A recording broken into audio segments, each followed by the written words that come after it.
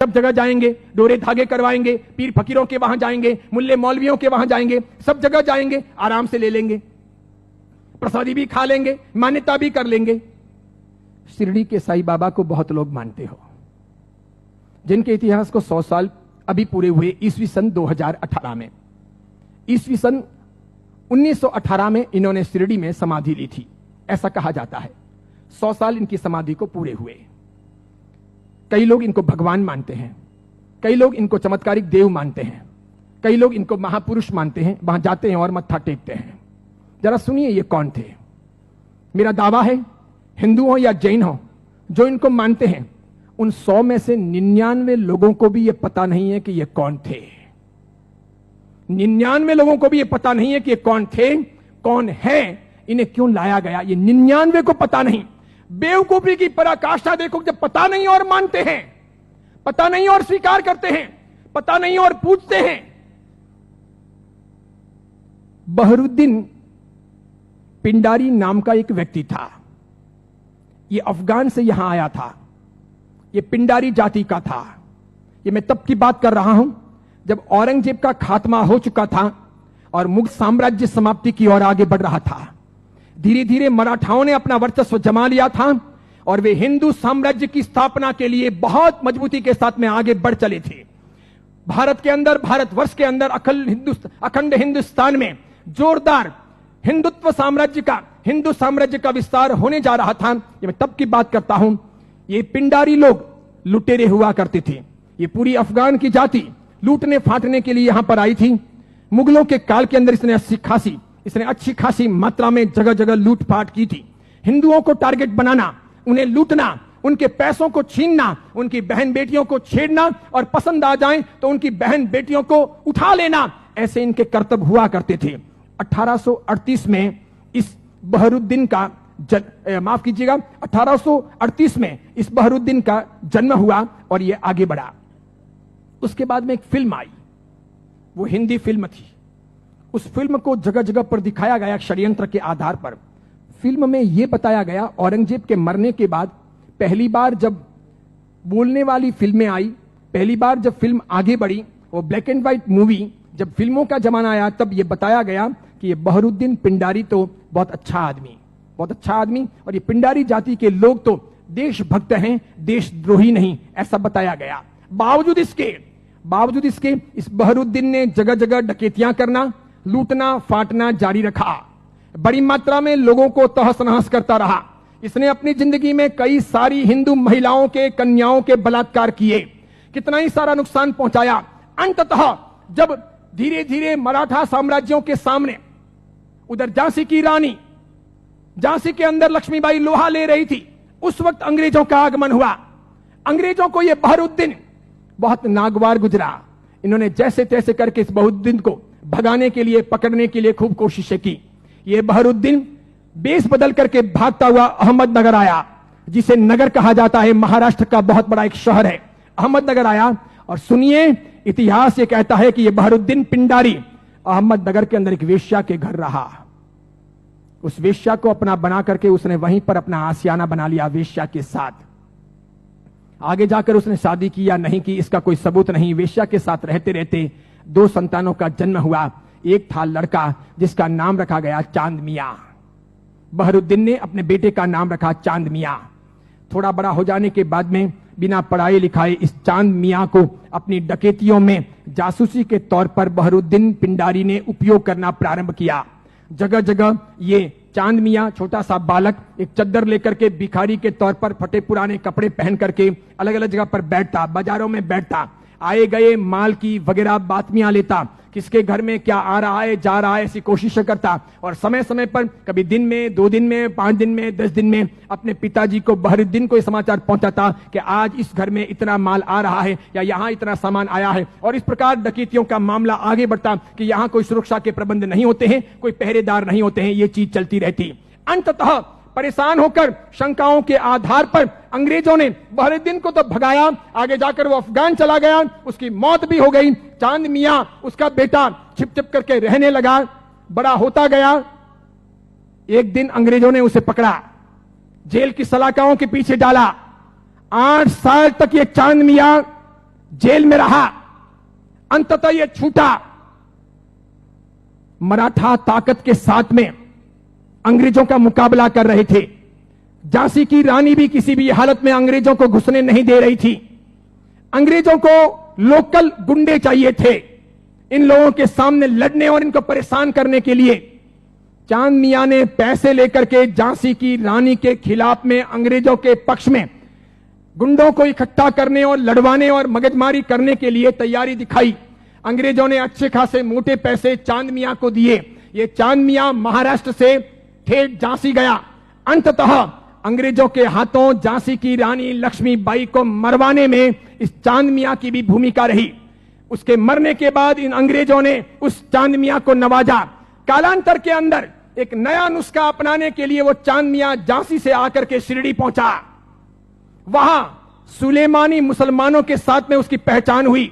मूल अफगानी पिंडारी जाति का ये चांद मियां बहरुद्दीन का बेटा वहां जाने के बाद में सुलेमानों के साथ में परिचय में आकर के सुलेमानों के लिए काम करने लगा। मुसलमानों की ये सुलेमानी जाति षड्यंत्र पूर्वक हिंदुओं और मुसलमानों के बीच के भेद मिटाने और धीरे धीरे इस्लाम का भीतर से प्रसार प्रचार करने का कामकाज संभालती थी। ये स्लो पॉइजन देकर के धीरे धीरे लोगों को मुसलमान बनने के लिए अलग अलग तौर तरीकों से कब्रों पर ले जाने या फिर अलग अलग दरगाहों पर ले जाने, उन्हें बदलने, उन्हें चमत्कार दिखाने के तौर पर परिवर्तित करने का काम करती थी। उनको ये चांद मियां मिल गया। वहां इसके लिए एक मस्जिद बनाई गई। मस्जिद का नाम हिंदू रखा गया, इस्लाम की मस्जिद नहीं रखी गई। लोगों को भ्रमित करने के लिए मस्जिद का नाम इस्लाम नहीं रखा गया, मस्जिद का नाम हिंदू के तौर पर रखा गया। इस इंसान ने अपनी जिंदगी में कभी कुछ काम किया हो, कोई साधना की हो, कोई धर्म चलाया हो, कोई धर्म ग्रंथ लिखा हो, कोई बहुत बड़ा व्यापक काम किया हो, ऐसा एक भी उल्लेख आज तक भारतीय इतिहास में नहीं है। सुनिएगा, यही चांद मियां सुलेमानों के परिचय में रहने के बाद धर्म परिवर्तन करवाने, चमत्कारों के आधार पर लोगों को भरमाने के लिए साई बाबा बनाए गए। इसी चांद मियां का नाम आगे हुआ साई। किसने नाम दिया? सुलेमानों ने।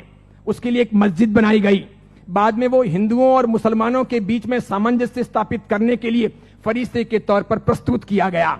देखिए आप एक मजे की बात, ईस्वी सन 1918 में इसने समाधि ली। उसके पहले फिल्में जब आती थी तब हिंदुओं और मुसलमानों के बीच का बहुत बड़ा भेद था, बहुत भेद। हिंदू मुसलमानों को पसंद नहीं करते थे भारत में, और मुसलमान हिंदुओं को पसंद नहीं करते थे। मुसलमानों को ईश्वर के नाम से बहुत एलर्जी थी, हिंदुओं को अल्लाह के नाम से बहुत एलर्जी थी। अगर आप थोड़े बहुत भी अपने प्राचीन काल में जाएं, मेरे जमाने के आसपास पहुंचे, ईस्वी सन 60 और 70 के दशक में पहुंचे, ईस्वी सन 1960 1970, और तब के जमाने में जितनी फिल्में आई तो फिल्मों में कहीं ना कहीं अल्लाह लाने पड़ते थे या फिर ईश्वर लाने पड़ते थे। बिना उनके काम चलता नहीं था। इन फिल्मों के आधार पर ही फिल्में हिट होती थी, फिल्में चलती थी। उस समय मात्र लटके मटके लेना, कमर को नचाना, ठुमके लेना और उससे फिल्म चल जाएगी, ऐसा होता नहीं था।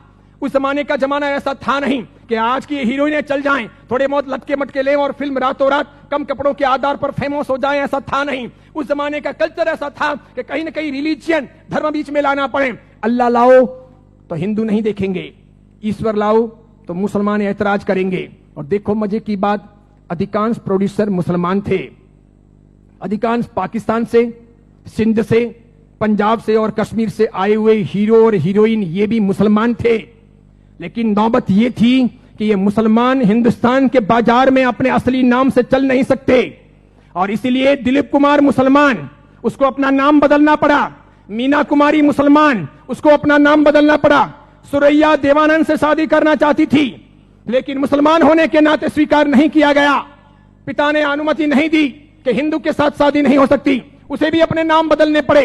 15-20 से अधिक ऐसे हीरो हीरोइन हैं 1960, 1970 और 1980 के दशक के, 1960, 1970 और 1980 के दशक के जिन मुसलमानों को मार्केट में चलने के लिए, स्ट्रेटजी बनाने के लिए अपने नाम बदलने पड़े। वो मुसलमान थे, उनको हिंदू दिखावा करना पड़ा। इधर देखो, जावेद अख्तर हो, सलीम खान हो, नौशाद हो और महमूद खान हो, ये सभी ऐसे प्रोड्यूसर थे जो जन्म से मुसलमान थे, इरादे से मुसलमान थे, हैं भी, इसके सिवाय अन्य अन्य आए और इन लोगों को अपनी फिल्में चलानी थी। इन लोगों ने एक तौर तरीका चलाया कि मुसलमान होने के नाते हिंदुत्व का समर्थन कर नहीं सकते और हिंदू देवी देवताओं को अपने को भ्रष्ट बताना है, क्योंकि आप पुरानी फिल्में देखिए और आज की फिल्में देखिए, किसी भी अल्लाह को कभी गाली नहीं दी जाती, किसी मस्जिद के ऊपर सवाल नहीं किए जाते, कभी कुरान के बारे में कुछ बोला नहीं जाता, लेकिन हिंदू देवी देवताओं की फिल्मों में मजाक होगी। किसी भी हिंदू देवी देवता को मानने वाले पंडित पुजारी को भ्रष्टाचारी, नालायक, रैप करने वाला बताया जाएगा, लेकिन किसी पादरी को, किसी भी मौलवी को रैप करने वाला या भ्रष्ट काम करने वाला नहीं बताया जाएगा। ये सब योजनाएं थी, वो मुसलमान प्रोड्यूसरों ने आगे बढ़ाई। बढ़ाते बढ़ाते उन्होंने वहां बढ़ाई कि उन्होंने देखा कि किसको लाया जाए। तब उन लोगों को साईं बाबा को लाना ठीक लगा कि ये है तो मुसलमान, लेकिन हिंदुओं के बीच में खप जाएगा, है मुसलमान, हिंदुओं के बीच में बिक भी जाएगा, है मुसलमान, हिंदू मुस्लिम के बीच में अपना रास्ता अच्छा सा तय करवा देगा। तो पहली आई 1977 में फिल्म अमर अकबर एंथोनी। ऋषि कपूर ने उसमें इस साईं बाबा के नाम पर एक लाजवाब गीत गाया, हाथों हाथ वो बिका। फिल्म बहुत चली, देखो आप, फिल्म हिट हुई, बाबा भी हिट हो गए। फिल्म हिट हुई, बाबा भी हिट हो गए। मुझे यह बताओ, साईं बाबा का कौन सा धर्म ग्रंथ है? उन्होंने अपनी जिंदगी में, ये चांद मियां ने जो 8 साल तक जेल रहे, पिताजी के लिए जासूसी का काम किया, अंग्रेजों के हाथों बिके, झांसी की रानी लक्ष्मीबाई को मरवाने में जिसकी भूमिका रही, मराठाओं को बदनाम करने के लिए उसने बहुत काम किया, मराठाओं के स्वाभिमान को तोड़ने के लिए उसने बहुत काम किए, बहुत काम किए, क्योंकि मराठा एकदम पक्के कट्टर हिंदुत्ववादी, उन्हें यह मंजूर नहीं था, तो उनके स्वाभिमान को ठेस पहुंचाने के लिए उसने बहुत काम किए। और उस आदमी को रातों रात साईं बाबा बना दिया गया, महिमा मंडित कर दिया गया। कैसी जोरदार ये सेल्स पॉलिसी थी, हाथों हाथ बाजार में बिके। कैसे बिके कि जब पहली बार 1918 में इन्होंने समाधि ली, तो 1918, 1919, 1920, 1921, 1922 का ऑडिट देखिए, तो इनके शिरडी के साईं बाबा मंदिर का ऑडिट का आमदनी का स्रोत है 1800 रुपए, 2000 रुपए, 2500 रुपए, आखिर में है 3200 रुपए।